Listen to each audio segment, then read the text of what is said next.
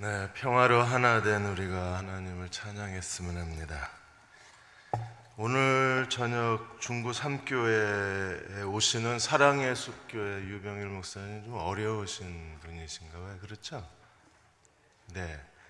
그래서 혹시 여러분들이 저녁에 시간 되시는 분들은 오셔서 같이 예배 드리시면 유병기 목사님, 유병일 목사님께 큰 격려가 되리라고 생각합니다. 어떤 분이 저한테 편지를 보냈습니다. 우리 교회는 왜 수요 저녁 예배가 없냐고. 수요 저녁 예배 있습니다. 중구 3교회로 오시면 수요 저녁 예배 드리실 수 있어요. 이게 내 교회, 네 교회 갈라져가지고 그렇게 하지 마시고요. 언제든지 가서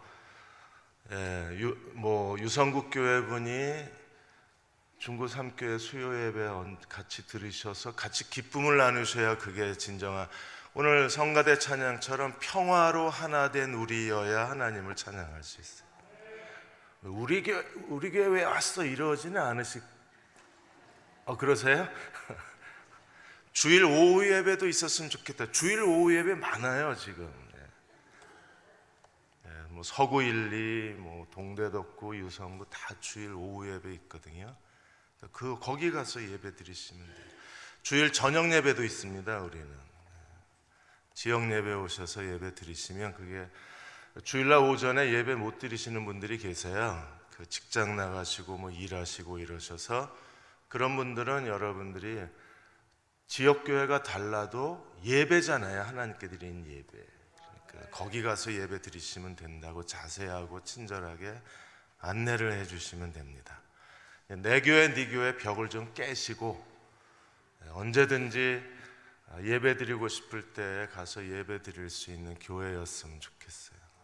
어차피 천국 가면 다 같이 살고 주일 예배, 수요 예배 또 같이 예배 드리잖아요. 우리 옆에 계신 분하고 같이 인사하겠습니다. 우리 지역 교회 놀러 오세요 하고 인사하겠습니다.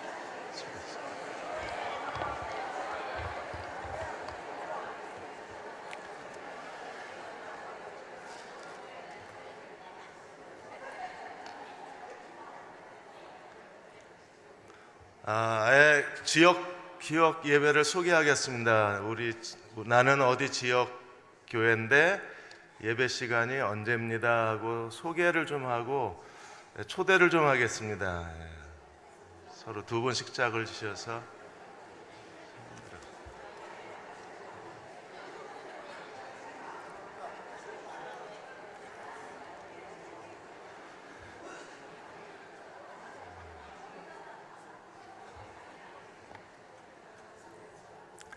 자, 이제 대형 침례교회도 수요일 저녁 예배 있습니다. 네, 주일 저녁 예배도 있습니다. 주일 오후 예배는 너무나 많이 있습니다. 언제든지 오셔서 그냥 시간 되시면 집에 계시면 뭐예요? TV나 끼고 앉아 계시잖아요. 그 재미없는 드라마 보지 마시고 오셔서 같이 예배 드리시면 아마 하나님께서 그 지역교회에 주신 특별한 축복을 여러분들에게 나누어 주시리라고 확신합니다. 오늘 출애굽기 35장 말씀을 같이 나누겠습니다. 박근혜 대통령께서 참 안 되셨습니다. 왜냐하면 그 밑에 정책과 그 국가 운영을 받쳐줄 만한 고급 두뇌가 없어요. 여러분 아시는 것처럼 이번에 사드 배치 국가 정책에 대해서 발표하는 시간에 윤병세 외교부 장관은 그 근무 시간에 백화점 가서 쇼핑하고 계셨고요. 교육부 정책기획관입니다. 그냥 보통 그 위치가 아니라 교육부 정책기획관 입에서 나온 말이 국민은 개돼지처럼 다뤄야 된다. 그래서 신분제를 다시 시작해야 된다. 신분제 사회를 조선시대처럼 다시 양반 쌍놈을 나누어서 1%는 제대로 대우해주고 99%는 그냥 먹고 살게만 해주면 이게 취중진담이라고 술 취한 고위 공직자 입에서 이런 얘기가 나왔다는 게 우리를 정말 분노하게 하는 겁니다. 근데 무엇보다도 박근혜 대통령께서 정말 사람이 없어요. 계속 이 고위직 공무원들이 일을 터뜨리고 사건을 터뜨리고 뭔가 새롭게 시작하려면 이걸 다 힘들게 헤쳐놓으니까 사람이 정말 없는 거예요. 하나님께서도 모세를 통해서 성막을 보여주셨는데 사람이 있어야죠. 만일에 하나님도 사람이 없으시면 모세를 통해서 이미 25장에서 31장까지 성막의 모형과 율법에 대해서 다 설명을 해주셨는데 이제 그걸 만들어야 되잖아요. 그래서 35장에서 40장까지 만들어내는데 여기 하나님의 성전 건축의 약속이 다시 시작이 되는 겁니다. 하나님이 어떤 사람들을 통해서 이 하나님의 성막을 건축하기 시작하셨는가, 그 첫 번째 얼굴이 오늘 35장에 있는 거예요.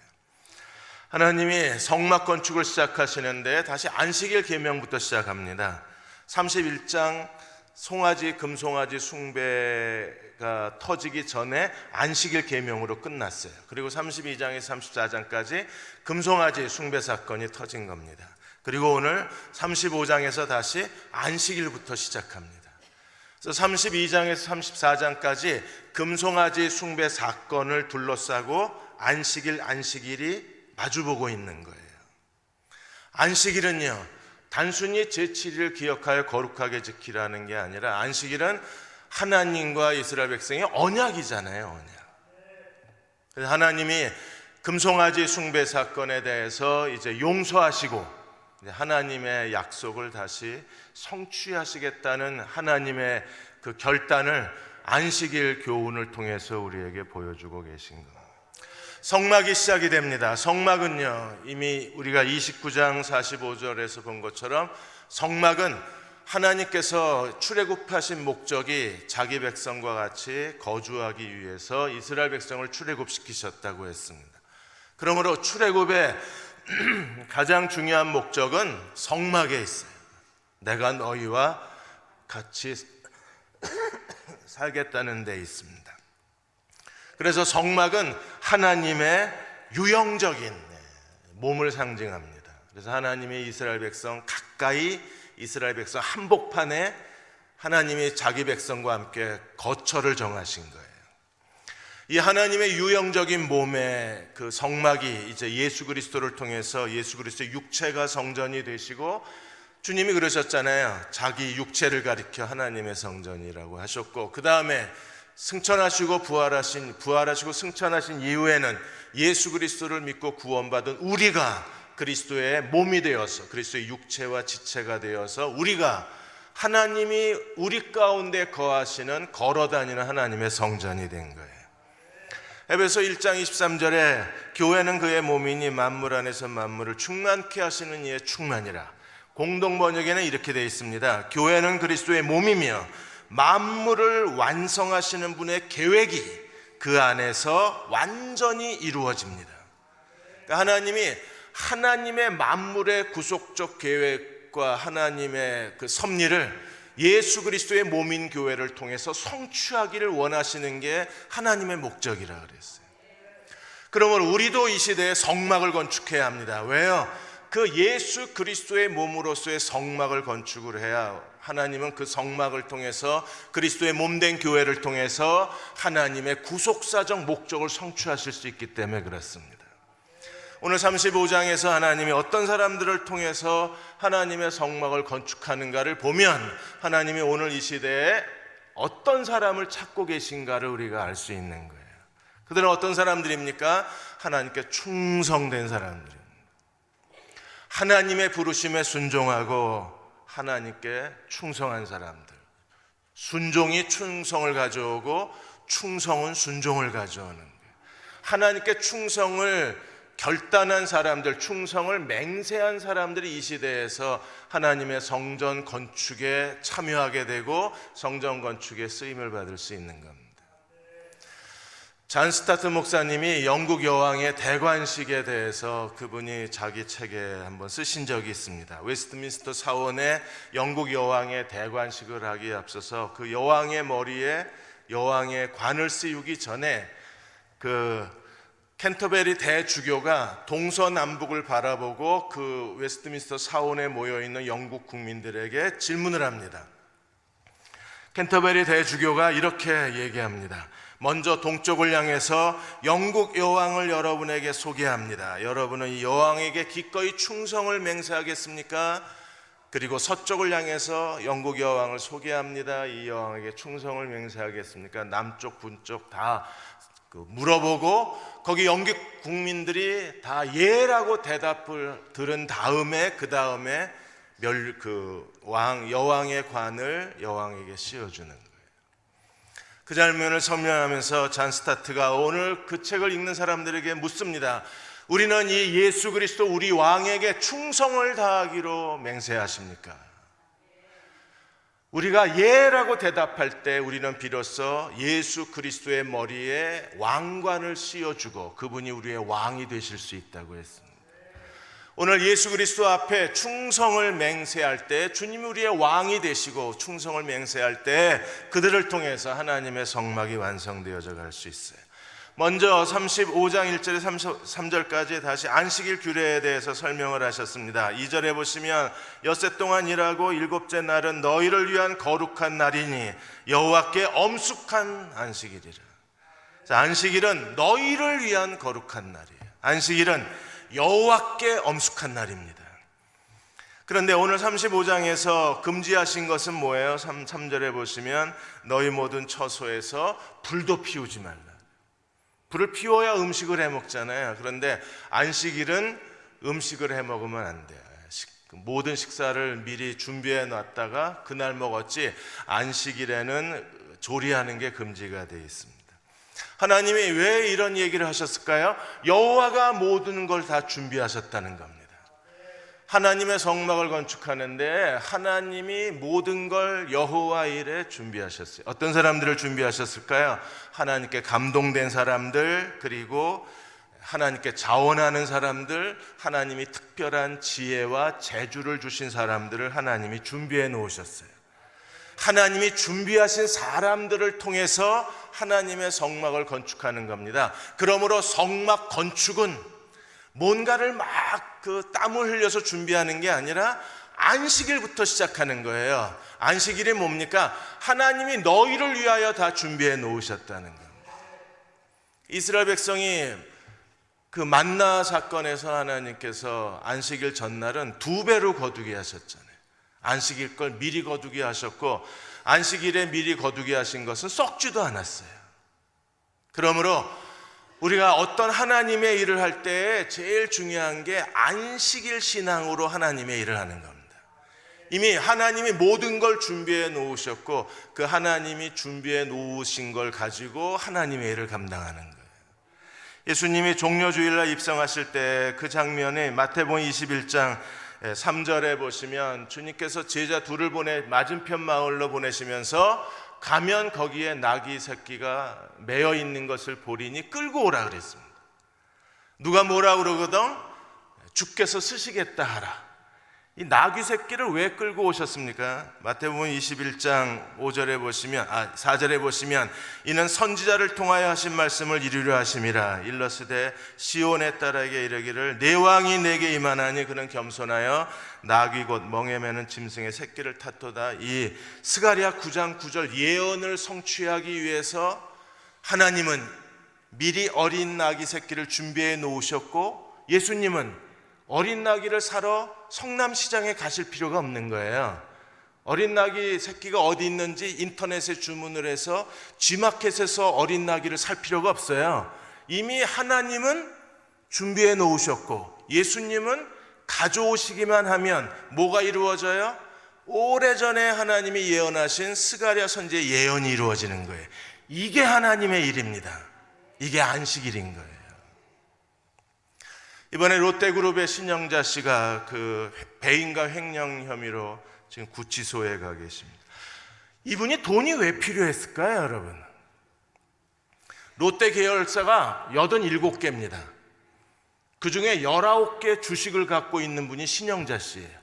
롯데를 창업한 신철호 씨의 장녀입니다. 여러분, 이분 주식 이분이 갖고 있는 주식만 매도해도 거의 1900억, 2000억 가까이 됩니다. 부동산 빼고. 거기다가 부동산에다가 뭔가 다른 금융자산까지 다 합치면 이분의 재산은 우리가 상상할 수 없는 거예요.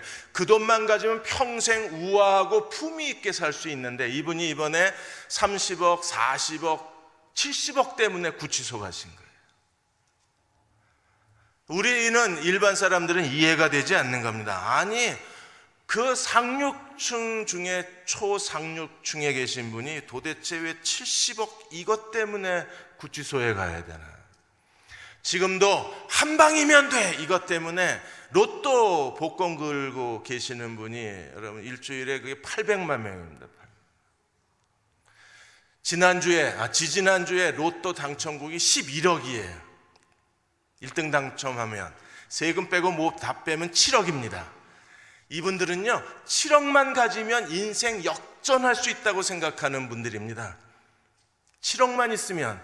그런데 신영자 씨는요 주식만 1900, 2000억을 갖고 있는데 그거 가지고 인생 역전을 10번도 더 할 수 있잖아요. 근데 도대체 왜 70억을 그 욕심을 내다가 구치소에 가야 되나 이해가 되지 않는 거예요. 그래서 어떤 신문의 논설위원은 아마 두 동생 신동주, 신동빈 두 동생에 대한 질투심 때문에 그랬을 수도 있다는 겁니다. 욕심이라는 게 끝이 없는 거잖아요. 우리는 어떻게 살아야 돼요? 우리는 탐욕에 빠져서 사는 사람이 아니라 우리는 여호와가 다 준비하셨다고 하는 안식일의 믿음을 가지고 사는 사람들. 하나님이 찾으시는 첫 번째 사람이 오늘 4절에서 9절까지 나와 있는 하나님 마음에 원하는 사람들, 하나님께 예물을 가져다 바친 사람들. 그래서 35장 5절에서는 여호와께 너희 소유 중에서 너희는 여호와께 드릴 것을 택하여 마음이 원하는 자는 그것을 가져다가 여호와께 드려라. 그래서 하나님이 첫 번째 찾으시는 사람들은 성막을 지을 재료 공급자들, 그들은 마음에 원하는 사람들, 마음이 움직인 사람들입니다. 21절에 그들에 대해서 좀 더 자세하게 설명을 했습니다. 마음이 감동된 모든 자와 자원하는 모든 자. 그래서 마음에 소원이 있는 사람, 마음에 감동을 받은 사람, 마음에 자원하는 사람, 이 사람들이 하나님의 성전에 필요한 모든 것을 다 바친 거예요. 그래서 마음이 원하는 사람들이 두 번 나옵니다. 5절에 마음이 원하는 사람, 22절에 그 마음에 원하는 자 남녀가 와서 하나님께 바쳤다고 했습니다. 그 외에는요 감동과 자원하는 사람이에요. 21절에 마음이 감동한 사람, 자원하는 사람. 그 다음에 26절에 마음에 감동을 받은 사람, 29절에 마음에 자원하는 사람. 그래서 29절 하반절에 보시면 이것이 이스라엘 자손이 여호와께 어떻게 드려요? 자원하여 드린 예물. 그래서 하나님은 세 가지 용도로 이 자원 예물을 받으셨습니다. 21절에 보시면 세 가지가 뭐예요? 회막을 짓기 위하여, 그 속에 쓸 모든 것을 만들기 위하여, 거룩한 옷을 위하여 예물을 가져다가 여호와께 드렸다. 그래서 하나님의 백성들이 바친 것을 세 가지 용도로 쓰시겠다는 거예요. 회막을 짓고 그 안에 쓸 성막의 기구들을 만들고 제사장과 대제사장의 옷을 만들고, 이 세 가지 목적 때문에 백성들에게 자원 예물을 받았습니다. 제일 먼저 마음에 원하는 남녀들이 무엇을 갖다 바쳤을까요? 22절에서 24절까지 보시면 마음에 원하는 남녀가 갖다 바친 게 금예물, 그 다음에 23절에 청색, 자색, 가는 실, 그리고 가죽, 그리고 24절에 은관옷. 그러니까 성막에 필요한 기본적인 모든 재료를 마음에 원하는 남녀가 다 갖다 바쳤어요. 금으로부터 시작해서 가죽, 실, 조각목, 가장 중요한 핵심 재료를 마음에 원하는 남녀가 하나님께 드렸습니다. 그 다음에 25절, 26절에 보시면 특별한 사람들이 나오는데 마음이 슬기로운 모든 여자들. 26절에는 마음에 감동을 받아서 슬기로운 여자들. 마음이 슬기로운, 지혜로운 여자가 있고 마음에 감동을 받아서 지혜로운 여자가 있고, 중요한 건 여자는 지혜로워야 된다는 겁니다. 이분들은요 특별한 그 수공예를 하신 분이에요. 수공예 작업을 하신 분입니다. 그래서 25절에 마음이 슬기로운 모든 여인은 손수 실을 빼고 직접 자기가 실을 다 뺀 거예요. 더군다나 26절에 마음의 감동을 받아 지혜로운 여자는 염소 털로 실을 뽑았어요.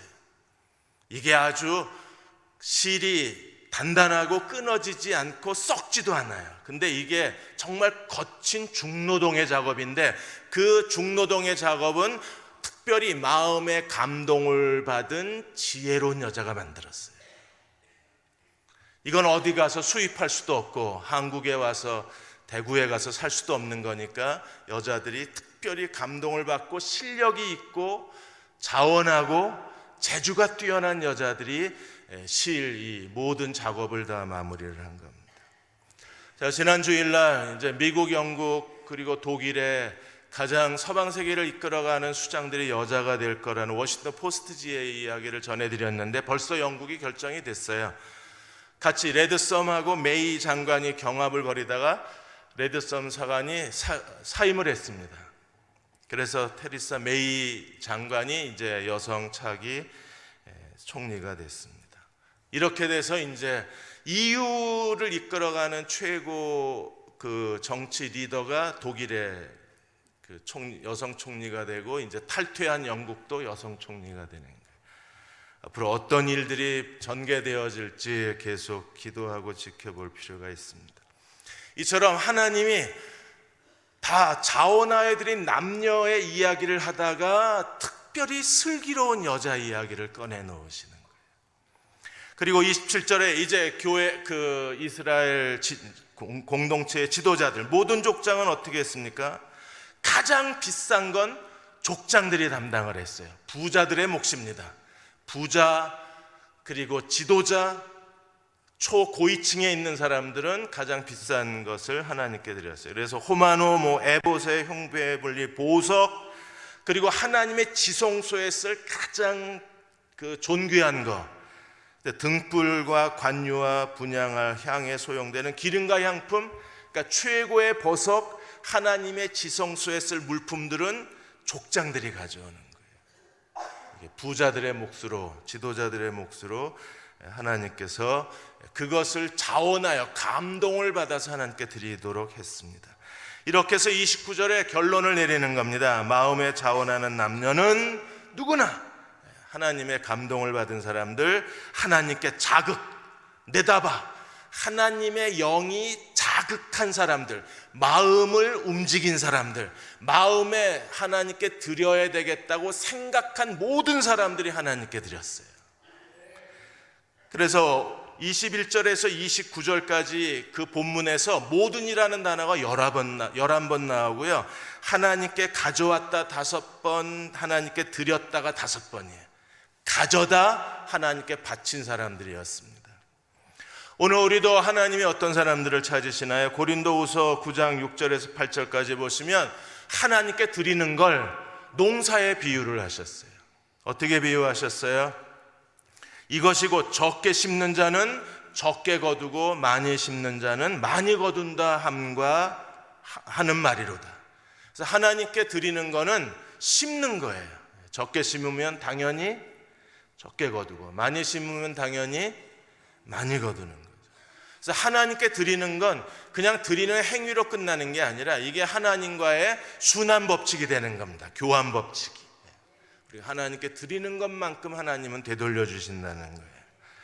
각각 그 마음에 정한 대로 할 것이요 절대로 하지 말아야 될 태도가 뭐예요? 인색함으로나 억지로 하지 말라는 겁니다. 그러면 어떻게 해야 돼요?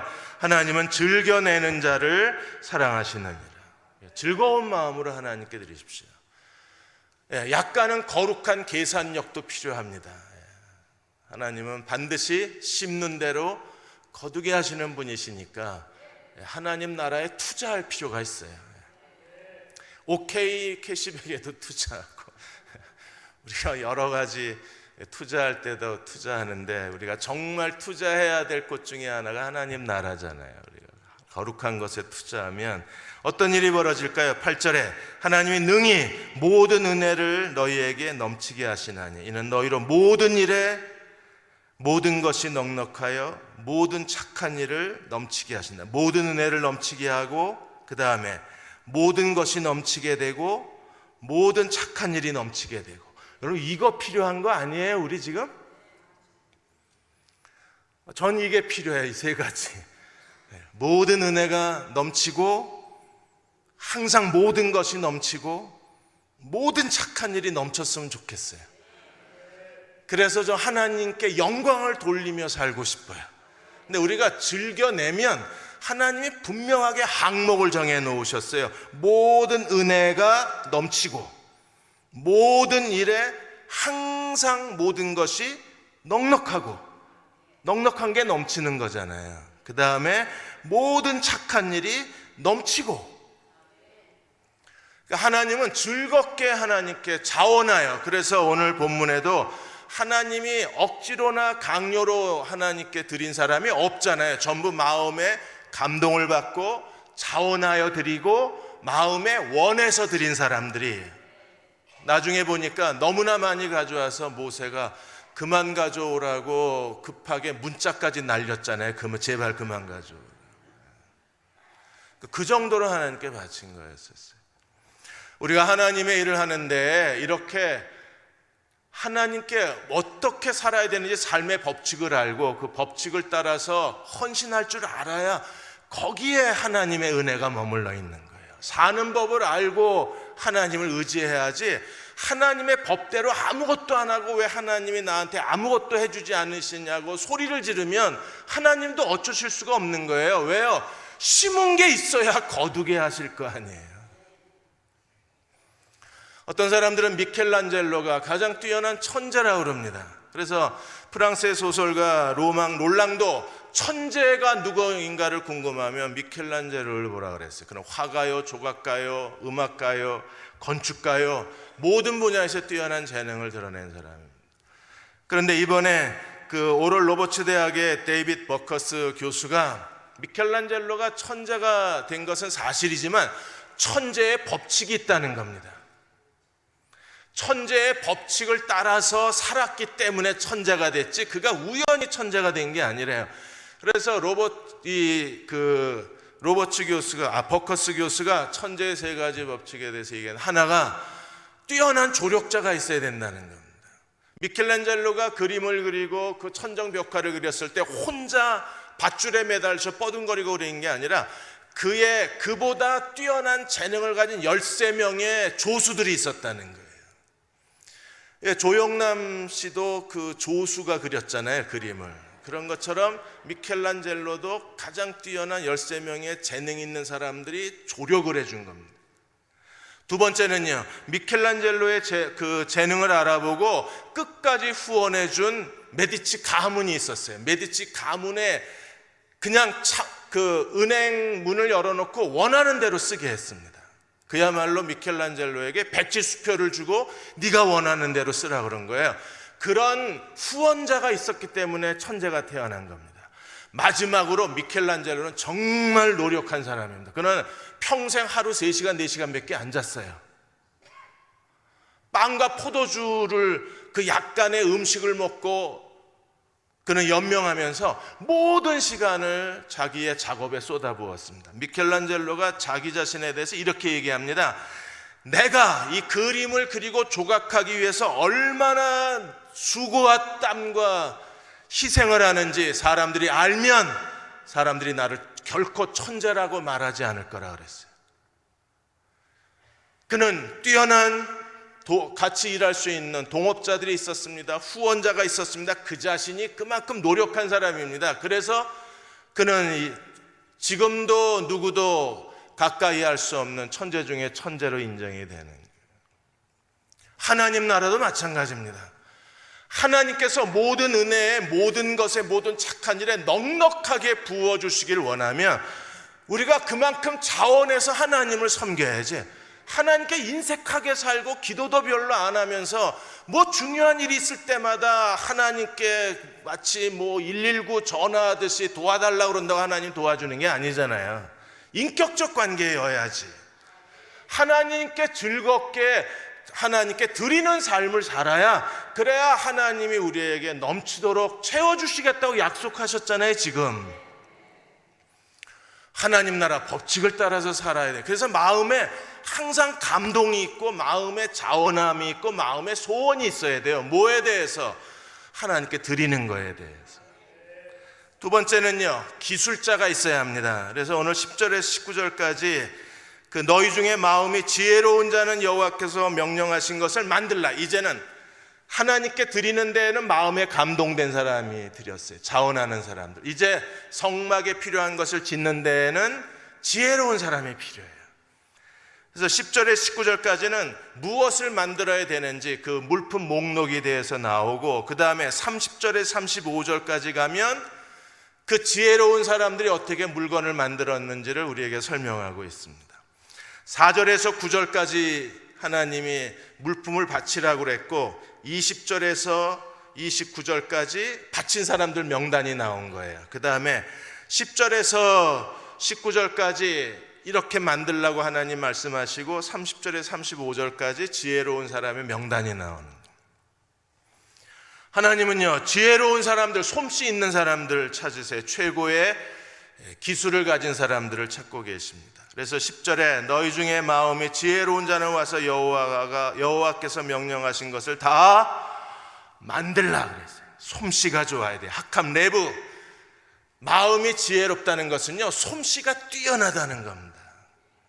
그래서 솜씨가 지혜예요. 솜씨가 슬기로운 마음이고, 10절에 보시면 마음이 지혜로운 자들을 찾으시고, 그 다음에 30절에 보시면 하나님이 이 일을 위해서 제일 먼저 하신 게 뭐냐면 30절에 31절까지 보시면 부살레를 부르시는 겁니다. 마음이 지혜로운 사람들, 최고의 기술, 최고의 솜씨를 가진 사람들 두 사람을 하나님이 선정하셨는데, 그 중에 첫 번째가 누굽니까? 부살레. 그래서 30절에 하나님의 30절에 유다 지파 후레 자손이 손자여 우리의 아들인 부살레를 지명하여 부르시고, 부살레에게 어떻게 하셨어요? 31절에 하나님의 영을 그에게 충만하게 하여 지혜와 총명과 지식으로 여러 가지 일을 하게 하시고. 그래서 하나님의 영에 충만함이 있어요. 그러니까 성령으로 충만하면 당연히 뭐가 채워져요? 지혜와 총명과 지식이 채워지는 겁니다. 그러니까 오늘 하나님이 찾으시는 사람들은 어떤 사람들입니까? 성령 충만해서 지혜와 총명과 지식이 넘치는 사람들이 하나님이 시키신 일을 감당할 수 있는 거예요. 저희 남침내 교단, 미국의 남침내 교단에는 의무선교라는 게 있습니다. 의무선교는 뭐냐면 하나님 나라를 위해서 투자하고, 투자한 것을 회수를 안 해요. 투자를 재투자하는 게 의무선교입니다. 예를 들어서 여의도에 인터내셔널 처치가 있었어요. 선교사들하고 외국인들하고 선교사 자녀들이 다니는 교회였는데, 이 인터내셔널 스쿨이, 이 인터내셔널 처치를 용산으로 옮기면서 그 땅이 있잖아요. 그 땅을 여의도에 있는 한 교회에다가 땅을 무상으로 줬습니다. 여의도에 있는 땅이니까 이게 얼마나 어마어마한 금액이겠어요. 그 땅을 그 교회에 무상으로 주고 의무 선교를 시킨 겁니다. 그 교회로 하여금 1년에 2억씩 무조건 선교비로 내보내라, 땅값 대신에. 그래서 그 교회가 지금까지 20년이 넘었는데 매년 2억, 의무 선교 2억을 선교비로 내보낼 뿐 아니라 그 교회 재정에서 또 상당 부분을 20% 내지 30%를 선교비로 내보내고 있는 거예요. 성령 충만한 사람들에게 지혜가 있어요. 성령 충만한 사람들이 명철이 넘칩니다. 그들은 지식이 있어요. 어떻게 하나님 나라를 확장해야 되는가를 아는 거예요. 그래서 교회에 투자하고 그 교회가 또 다른 선교지에다가 매년 2억씩, 지금은 거의 20억씩 투자를 하는 겁니다. 그래서 하나님의 투자가 계속 순환되게 만드는 거예요. 이게 지혜로운 사람이에요. 부살렐이 성령 충만, 여러분 성령 충만하십니까? 성령 충만한 사람은요, 반드시 지혜와 지식과 총명이 넘치게 돼 있어요. 왜? 성령이 지혜의 영이시고 성령이 총명의 영이시기 때문에 성령 충만한데 어리버리하다, 그건 아닙니다.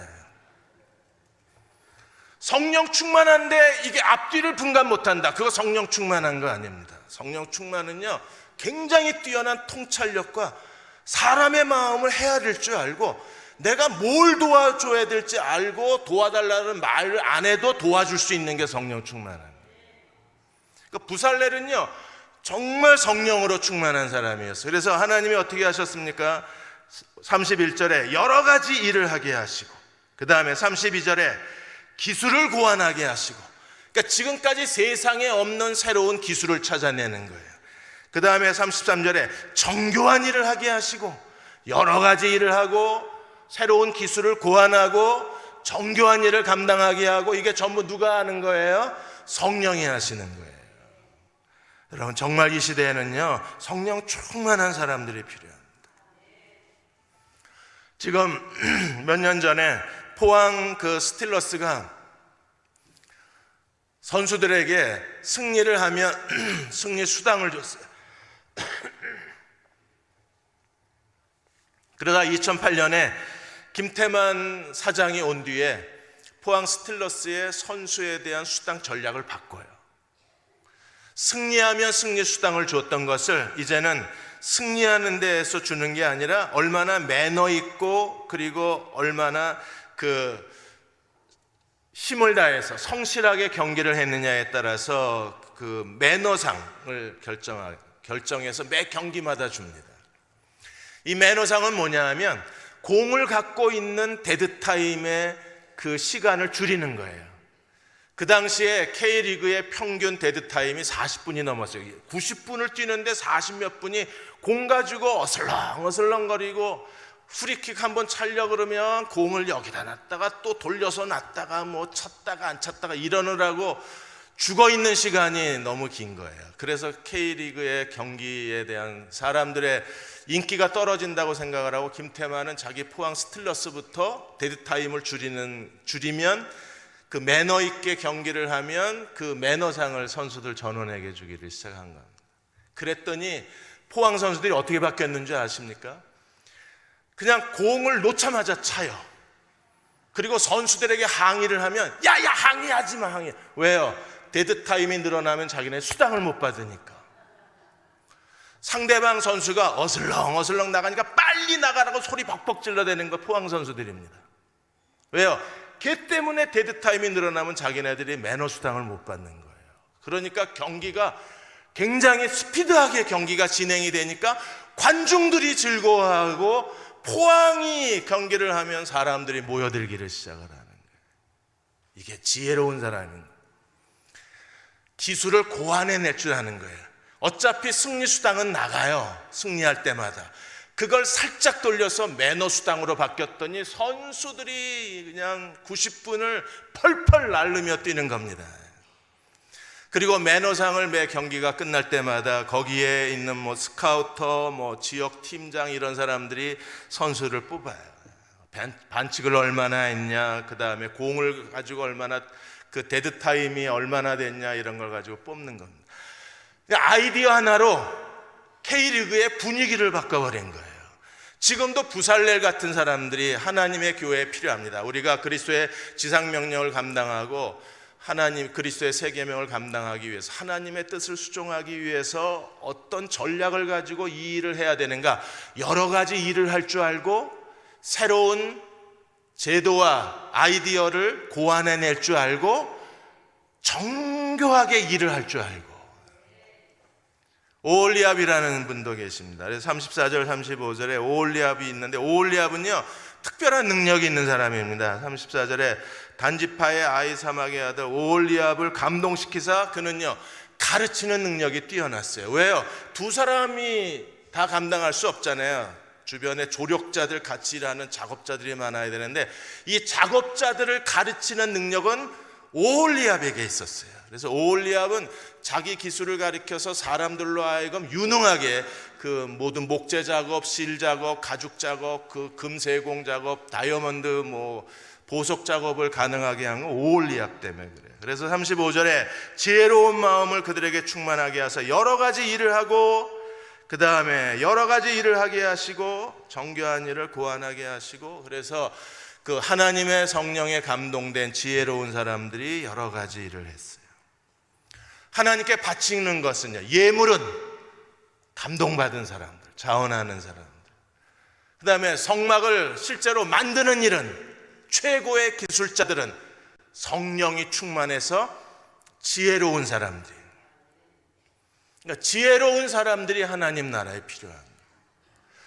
오늘 우리도 이 시대에도 하나님 나라는 정말 지혜로운 사람을 찾아요. 근데 이 지혜가 어디서 와요? 성령의 감동으로 오는 거예요. 지혜와 총명이 넘치고 지식이 넘치는 사람들이 하나님의 일을 수종들 때 우리는 하나님이 디자인하신 하나님의 성막을 이 시대에 건축하고 하나님 나라를 세워갈 수 있는 거예요. 저희가 지금 지역교회, 교회 속의 교회를 하는 것은요, 이건 그냥 사람의 아이디어가 아닙니다. 하나님이 예수 그리스도를 통해서 이 땅에 세우고자 하신 하나님의 성막의 모습이 그리스도의 몸으로서의 유기체고 그리스도의 몸으로서의 살아있는 하나님의 공동체를 세우길 원하셨기 때문에 예수 그리스도의 몸으로서의 유기적 공동체를 세우기 위해서 우리가 어떻게 해야 하는가, 그래서 교회 속의 교회 전략을 가지고 어떻게 쓰든지 그리스도의 몸에 붙어있는 지체로 우리가 서로 섬기기 위해서, 그래서 대흥교회가 추구하고 있는 전략이 교회 속의 교회 전략인 거예요. 이걸 만들어갈 수 있는, 공교하게 이 작업을 세밀하게 해낼 수 있는 최고의 기술자들이 우리에게 필요한 겁니다. 그 최고의 기술자들은 목회자여야 하고 장로님이어야 하고 집사님들이어야 하고, 그리고 모든 교인들이, 교사와 목자와 모든 교인들이 이 일을 감당해야 되는 거예요. 창세기의 요셉이 그런 사람이었습니다. 창세기 41장 38절 41절에 하나님의 영에 감동된 사람을 우리가 어디서 찾을 수 있으리요? 요셉에게 뭐라 그랬습니까? 하나님이 이 모든 것을 내게 보이셨으니, 이게 지혜와 총명과 지식인 거예요. 내게 보이셨으니 너와 같이 명철하고 지혜로운 사람이 없도다. 다시 봐요. 하나님의 영에 감동된 사람, 하나님이 모든 걸 보이셨다. 너와 같이 명철하고 지혜 있는 사람이 없다. 너는 국무총리다. 내가 너보다 높은 것은 보좌밖에 없다. 그래서 바로가 패배를 선언한 사람이 요셉이잖아요. 지금도 마찬가지예요. 하나님의 영에 감동된 사람들은 어디를 가나 명철하고 지혜로워요. 자녀를 키우는 것도 하나님이 말씀하신 대로 키워요. 그리고 하나님 말씀하신 대로 자녀를 키울 수 있는 그런 기술이 있어요. 그래서 솜씨가 있어요. 솜씨가. 우리가 남편을 돌보는 것도 마찬가지고 어떤 일을 처리하는 것도 뛰어난 솜씨를 가진 사람들이 필요한데, 그들은요, 하나님의 영에 감동된 사람인 거예요. 미국의 컬럼비아 대학에 잔디밭을 새로 만들었는데, 학생들이 항상 이 도서관에 가려면 잔디밭으로 걸어가는 거예요. 그래서 교무처장이 잔디밭에 걸어가지 말라고 팻말 붙여놓고 공고문 붙여놓고 뭐 벌금제, 스트라이크 아웃제도 한다, 뭐 별걸 다 해도 학생들이 여전히 잔디밭을 걸어가는 거예요. 그래서 어느 날 교무처장이 총장을 찾아와서 이건 어떤 방법으로 해도 학생들이 잔디밭 걸어가는 걸 이걸 막을 수가 없으니 총장님이 단호한 결정을 내리셔서 이걸 국법으로 다스려야 된다. 총장이 한참 그 교무처장을 쳐다보고 있다가 그러면 잔디밭 한가운데다가 길을 만들어 주라고. 길을. 어차피 애들은요 잔디밭을 통과하지 않으면 도서관으로 걸어가려면 2배, 3배를 걸어가야 돼요. 그러니까 누가 그걸 걷고 싶겠어요. 그러니까 아예 잔디밭에 길을 만들어주면 되지, 그거 왜 애들하고 싸우고 있냐고. 그래서 잔디밭에 길이 생긴 최초의 대학이 컬럼비아 대학이에요. 잔디밭 한가운데다가 학생들이 다닐 수 있는 길을 만들어 놨어요. 이게 아이디어잖아요. 그게 솜씨, 그게 고안하다. 새로운 해결책을 찾아내고 새로운 기술을 찾아내는 거. 그 뛰어난 사람들이 성령 충만한 사람들. 나중에 이 대학 총장이 미국의 대통령이 되셨습니다. 여러분 잘 아시는 아이젠하워 대통령이 그분이셨어요. 머리가 좋으신 분이셨어요. 오늘 이 시간에 하나님이 저희 모두에게 하나님의 영에 감동된 사람이 되어서 요셉처럼 뛰어나진 못해도 그래도 명철하고 지혜롭구나 그렇게 인정받는 그런 시어머니, 그런 친정어머니, 그런 며느리, 그런 엄마, 그런 아버지, 그런 직장 과장님, 그런 부장님, 교회의 그런 직분자, 우리가 그렇게 인정받고 살면 얼마나 좋을까요? 그러한 저와 여러분이 되시기를 주의 이름으로 축원합니다. 우리 211장 값비싼 향유를 주께 드린 우리 1절하고 4절 부르고 기도하고 김철중 목사님 축도해 주시겠습니다.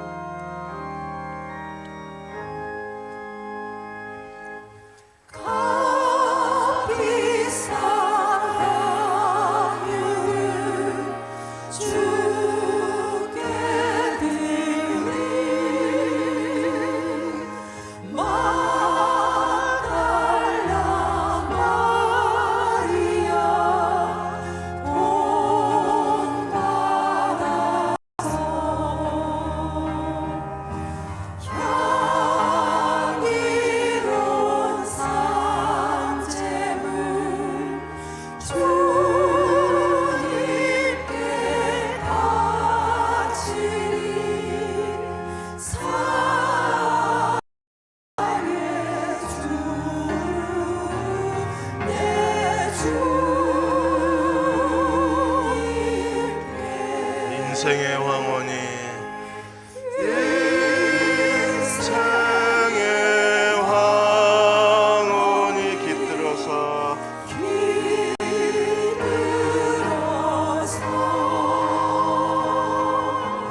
이 땅의 수고가 끝날 때에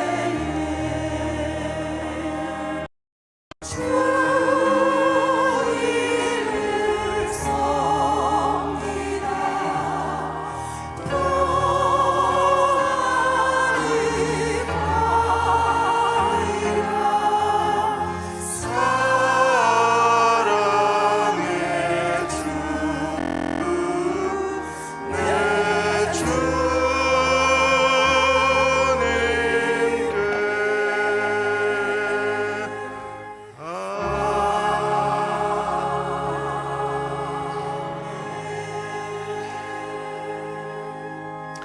하나님, 저희에게 하나님의 영으로 감동되게 하여 주옵소서. 하나님의 영을 충만하게 하여 지혜와 총명과 지식이 넘치게 하여 주시고 하나님이 맡겨주신 여러 가지 일을 다 감당하게 하여 주옵소서. 부모로서의 일, 교회의 직분자로서의 일, 그리고 세상에서의 직장에서의 일, 하나님 여러 가지 일을 유능하게 감당할 수 있는 하나님의 종이고 싶습니다.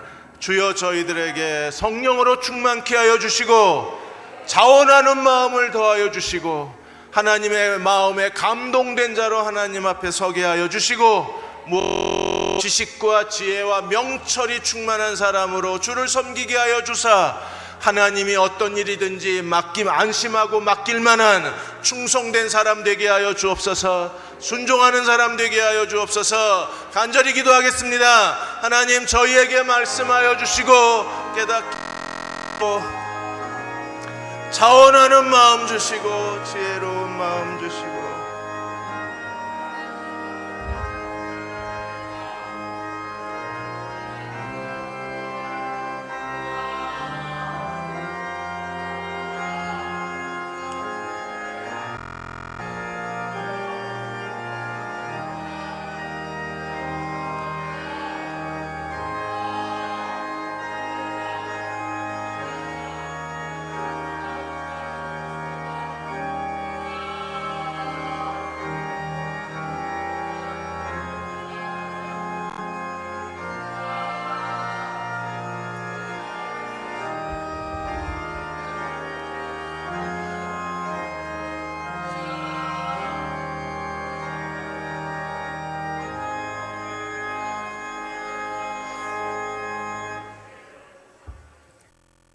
믿음이 없이는 하나님께 나갈 수 없고 하나님을 찾는 자에게 상 주시는 자임을 저들 깨닫게 도와주시기를 간절히 원합니다.